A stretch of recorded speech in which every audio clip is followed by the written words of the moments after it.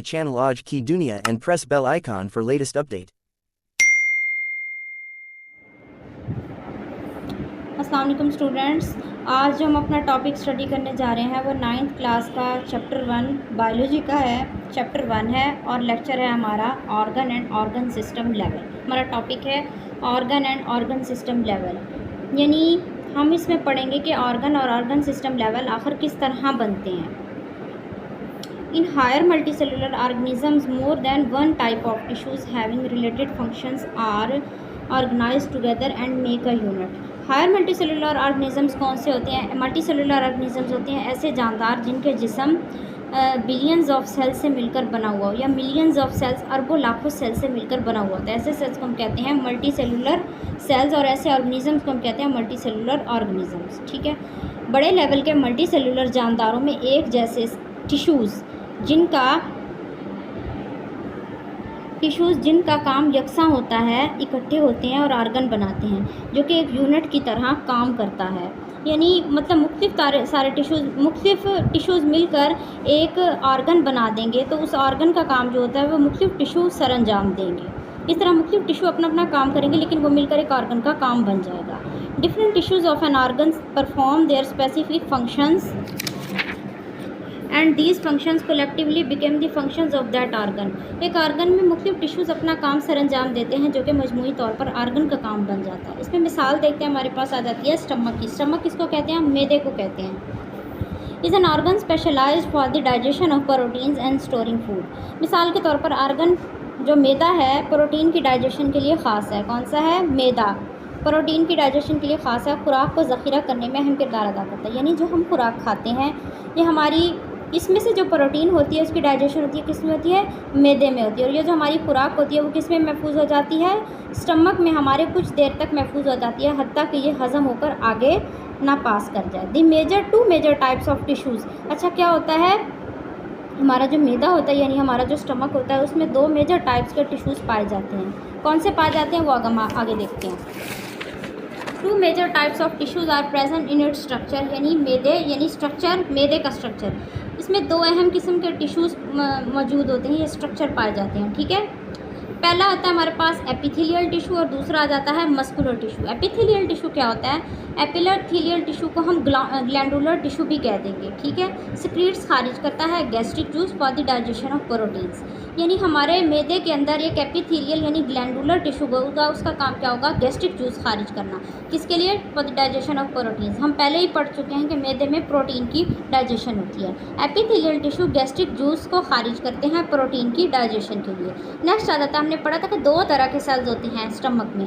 दूसरा, पहला epithelial tissue या ग्लैंडुलर टिश्यू भी हम कह सकते हैं, दूसरा मस्कुलर टिश्यू। मस्कुलर टिश्यू क्या करते हैं? Muscular tissue perform contractions of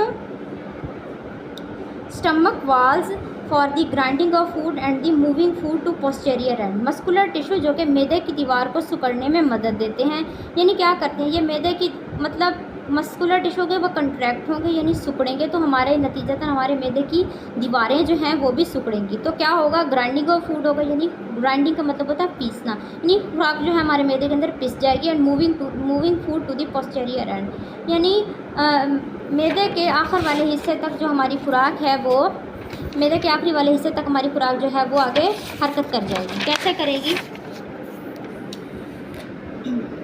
तो हमारी जो मैदे की तरफ की पिछली दीवार की तरफ धकेलते हैं, यानी किसको?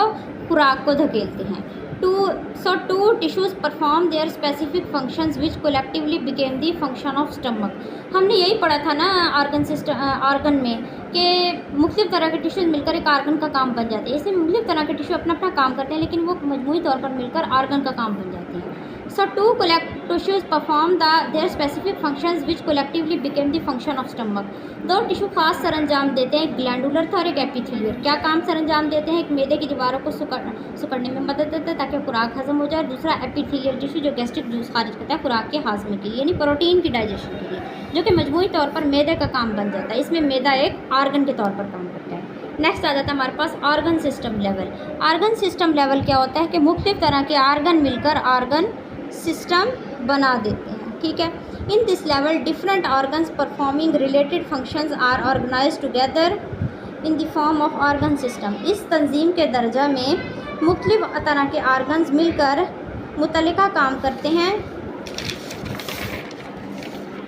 और इकट्ठे होकर ऑर्गन सिस्टम बना देते हैं। क्या बना देते हैं? इकट्ठे होकर ऑर्गन सिस्टम बना देते हैं। In an organ system each organ carries out its specific function and functions of all organs appear as the function of the organ system. एक ऑर्गन सिस्टम में तमाम ऑर्गन अपना काम ख़ास काम सर अंजाम देते हैं और तमाम ऑर्गन सिस्टम का काम या फेल बन जाते हैं। मिसाल के तौर पर digestive system is an organ system that carries out the specific process of digestion. यानी डाइजेस्टिव सिस्टम यानी निज़ाम इन्हज़ाम भी इसको हम कह सकते हैं। क्या कहते हैं? निज़ाम इन्हज़ाम।